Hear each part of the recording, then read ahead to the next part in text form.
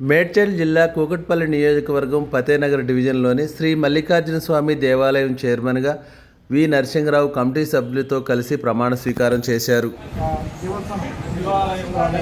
స్వామివారి దేవస్థానంలో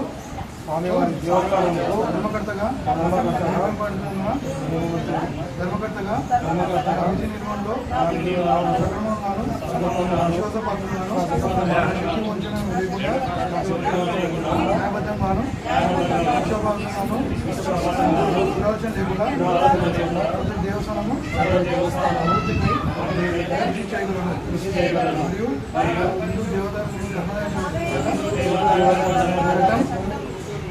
మరియు దాని నిబంధనలకు లోబడి విధులను సక్రమంగా నిర్వహించగలనని దేవునిపై ప్రమాణం చేసి చెప్తున్నాను.